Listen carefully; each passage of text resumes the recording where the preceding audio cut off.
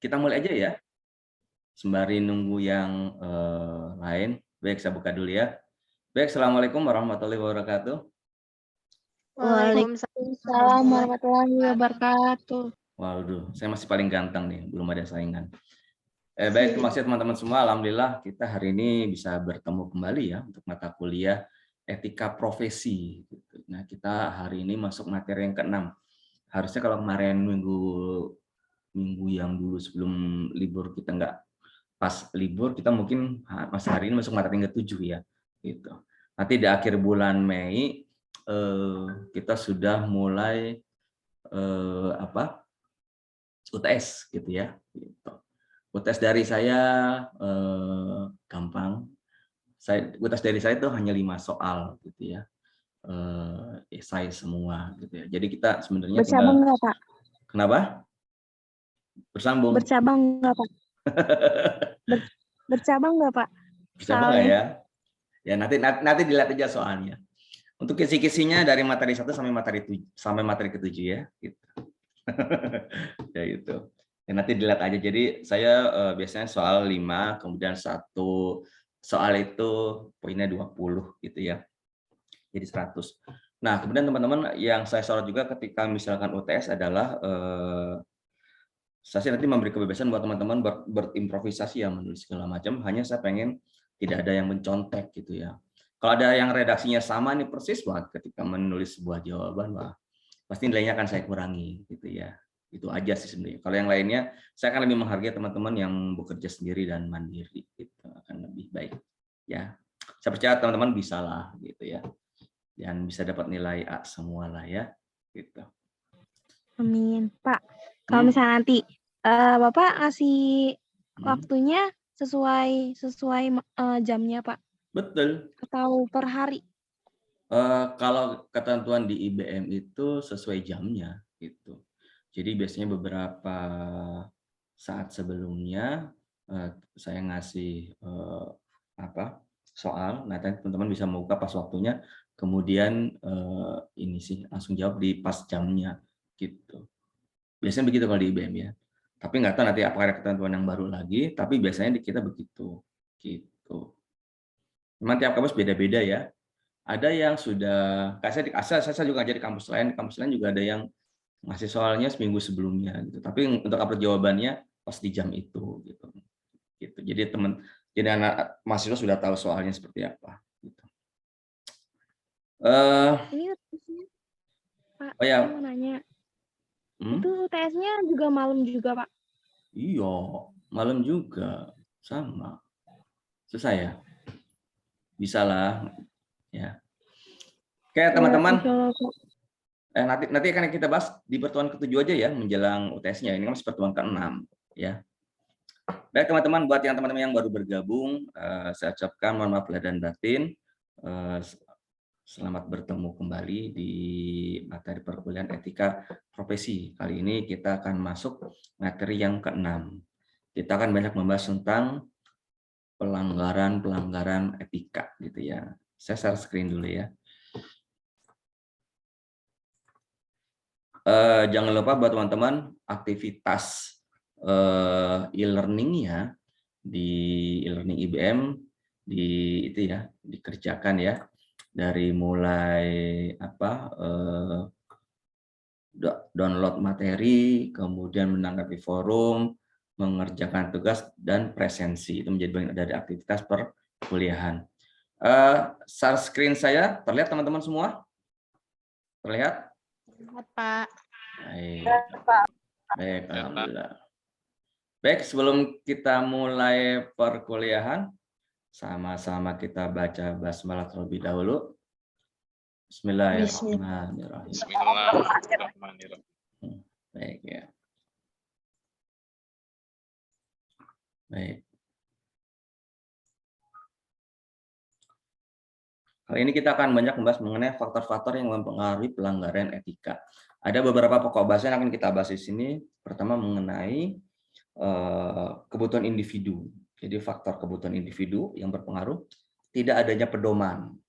Lalu lingkungan yang tidak etis dan perilaku dan dari komunitas. Baik, kita bahas yang pertama ya, mengenai kebutuhan individu. Nah, memang teman-teman, kenapa kebutuhan individu dijadikan menjadi salah satu faktor terjadinya pelanggaran etika? Kita lihat nih. Kenapa? Karena sebenarnya eh, kebutuhan orang itu, setiap orang itu berbeda-beda gitu. Kadang kalau dalam keadaan terpaksa itu bisa menyebabkan pelanggaran etika gitu. Dan mereka kadang-kadang tidak kuasa menolaknya gitu, karena sudah menjadi kebutuhan mereka sendiri gitu. Nah, ini kita kalau baca media massa banyak contoh-contohnya ya. Seorang anak mencuri di warung karena lapar misalkan ini. Bapak-bapak buang air kecil di pinggir jalan karena sudah tidak tahan ya, sudah kebelet misalkan. Atau pelajar SMP di Yogyakarta ketahuan menyontek 1 ujian nasional, lantaran dapat nilai bagus. Banyak hal kejadian lain gitu ya. Apalagi terutama kemarin tuh saat pandemi 2 tahun gitu, ada yang seorang ibu-ibu mencuri HP tetangganya hanya karena ingin anaknya bisa ikut sekolah online gitu. Nah itu ya karena keadaan gitu, kadang-kadang yang membuat kita melanggar etika. Sebenarnya mereka tahu dan mereka sadar kalau perbuatan itu salah, tapi mereka tidak kuasa menolaknya. Karena kebutuhannya itu lebih mendesak ketimbang dia memikirkan masalah etika atau melanggar gitu. Kebutuhan individu. Yang keduanya tidak adanya pedoman. Apa maksudnya? Artinya eh, tidak adanya pegangan, tidak adanya rujukan mereka dalam eh, berinteraksi dengan lingkungannya. Mereka tidak tahu kalau misalkan hal yang mereka lakukan itu kadang salah gitu. Jadi mereka tidak tahu peraturan. Bisa karena mereka memang tidak tahu peraturan atau mereka acuh tak acuh terhadap peraturan. Jadi tidak mau tahu gitu ya. Ada yang seperti itu. Jadi tidak ada perubahan. Jadi mereka tidak sadar kalau mereka lakukan itu salah. Nah, ini banyak teman-teman ya. Kalau misalkan kita lihat di Jakarta misalkan, orang bangun rumah semi permanen di daerah pinggir kereta api gitu ya, di jalan layang tanah kosong gitu ya. Dulu daerah mana Grogol ke sana tuh banyak tuh ya gitu. Nah ini atau di mana pinggiran sungai itu ya di Kampung Melayu juga tuh banyak tuh rumah semi permanen gitu. Nah itu kayak gitu. Dan itu kebanyakan di tanah daerah sebenarnya bukan tanah pribadi mereka, tapi sebenarnya tanah negara gitu. Apalagi bantaran sungai sebenarnya kan ada aturan beberapa meter tidak boleh ada bangunan gitu. Nah itu contoh-contoh.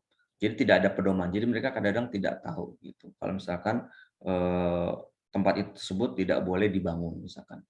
Salah satu contohnya ya, karena ketidaktahuannya. Selanjutnya lingkungan yang tidak etis.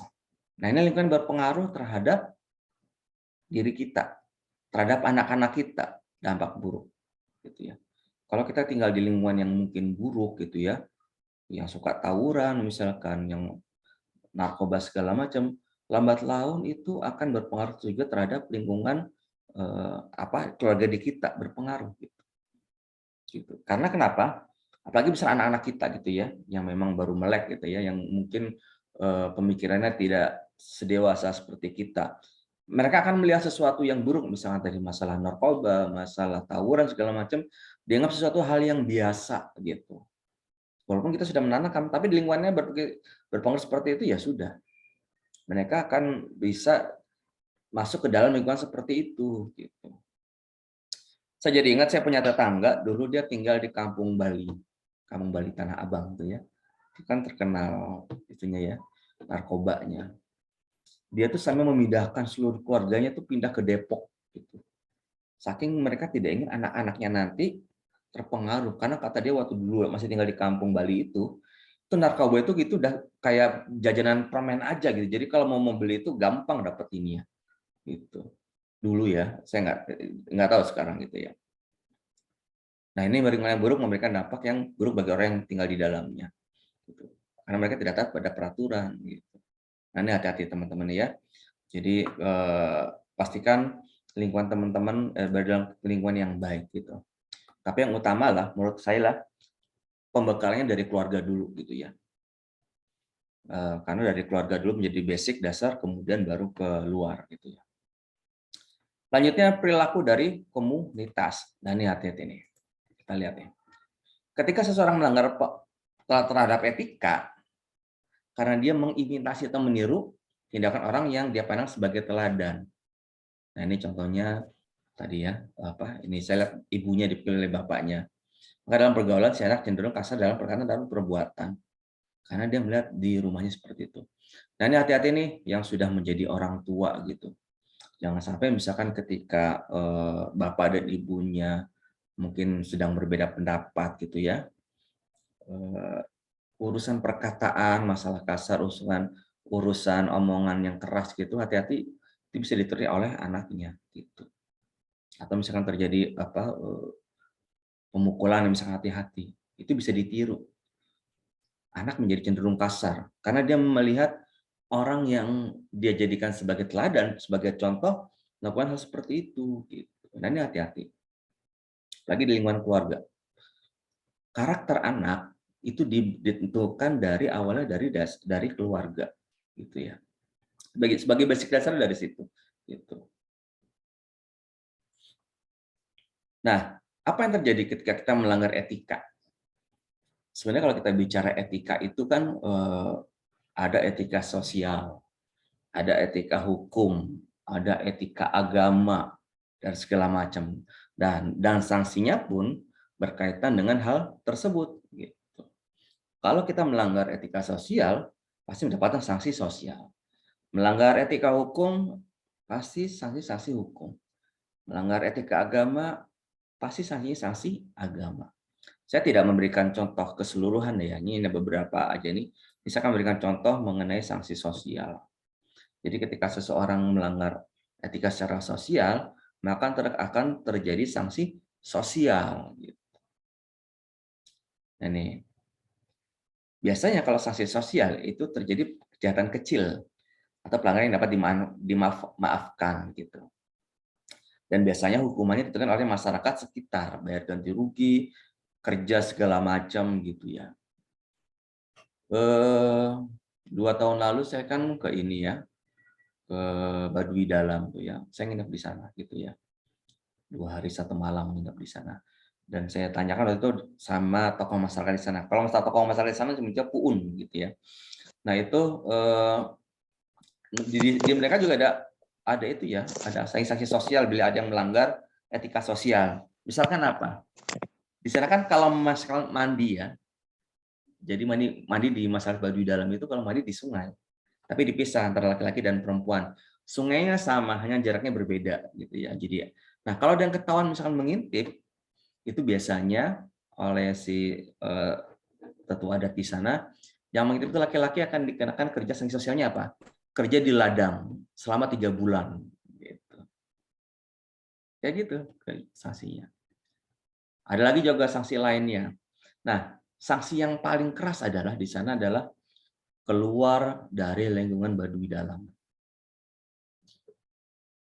Nah, itu banyak tuh. Jadi kalau teman-teman ke Baduy Dalam misalkan itu dikelilingi oleh masyarakat kampung Baduy luar. Nah, mereka pada awalnya itu banyak yang dari Baduy Dalam. Nah, karena mereka melanggar etika sosial di situ, atau melanggar etika adat di situ, mereka keluar. Contohnya apa? Mereka tidak boleh menggunakan, kalau di Baduy Dalam menggunakan alat komunikasi HP. Gitu. Jika ketahuan ya sudah, pilihannya ya misalkan pindah ke Baduy luar, perkampungan Baduy luar, tidak boleh di dalam. Jadi Baduy Dalam itu dipergunakan untuk mereka yang benar-benar menjaga adat tradisinya. Itu contoh gitu ya. Ada juga sanksi hukum. Nah, pasti itu melanggar etika hukum. Nah, kita sudah tahu ya, sudah ada beberapa padanan kalau kita bicara mengenai hukum ini. Ada KUHP-nya ya, ada undang-undangnya, peraturannya, segala macam. Itu yang kemudian menjadi pedoman rujukan untuk pemberian sanksi. Hukumannya jelas gitu ya. Ada pelanggaran pidana, ada perdata, segala macam. Hukumannya disesuaikan dengan tingkat kejahatan yang dilakukan atau pelanggaran yang dilakukan. Sanksi lainnya ada, misalnya sanksi lain ada pelanggaran sanksi agama gitu, secara agama kaitan dengan dosa gitu ya. Wah, ini bisa masuk neraka gitu ya. Banyak lagi yang lain. Ini misalnya beberapa yang besar gitu ya. Baik teman-teman, sebagai pembuka aja saya tidak banyak memberikan materi pada hari ini. Ini yang baik yang utama-utama saja ya, pendapatan memengaruhi pelanggaran etika. Slide saya juga tidak banyak. Hanya itu yang bisa saya sampaikan buat teman-teman semua. Selanjutnya akan saya buka ruang tanya jawab gitu. Baik, sebelum saya buka ruang tanya jawab buat teman-teman semua, saya mengambil share screen dulu untuk foto teman-teman. Jadi silakan wajah ganteng dan cantiknya ditampilkan di Zoom ini ya, biar kita bisa berfoto bersama sebagai bukti perkuliahan kita gitu. Silakan ditampilkan wajah-wajah ganteng dan cantiknya. Gitu. Oke, Tania, Kang Asep, Sameta. Oke. Oh, Zoom Edu siapa nih? Abdullah Ibrahim. Oke. Sudah semuanya? Oke. Saya bisa screen dulu ya. Oke. 1, 2, 3. Oke, saya save dulu ya, bentar.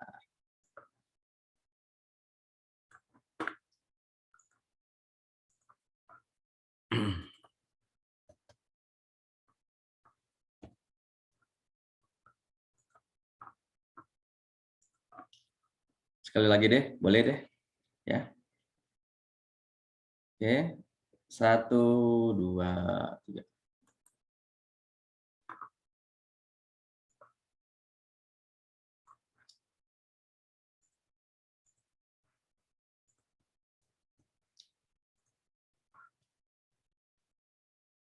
Baik, teman-teman. Silakan kalau ada yang ingin ditanyakan dari materi kita pada malam hari ini, silakan. Ada yang ditanyakan mengenai faktor-faktor yang mempengaruhi terjadinya pelanggaran etika. Silakan, ada yang mau ditanyakan dari materi ini? Nggak ada. Yang jelas kita pertemuan satu kali lagi ya di minggu depan. Karena di akhir Mei nanti kita sudah, akhir Mei awal Juni nanti kita sudah mulai UTS gitu. Sedikit saya ulangi aja. Saya UTS soalnya hanya 5 sudah saya buat modelnya isai gitu ya. Nanti teman-teman silakan menjawab gitu ya. Saya tidak senang dengan soal pilihan ganda gitu ya. Kenapa? Karena ini kita ilmu komunikasi ya. Kaitannya dengan sosial gitu. Jadi teman-teman silakan berimprovisasi dengan jawabannya. Tetap walaupun ada acuan jawabannya ya gitu ya. Gitu teman-teman, jadi persiapkan diri aja teman-teman buat ujian nanti. Jangan lupa perhatikan juga mengenai aktivitas perkuliahan juga di e-learning gitu ya.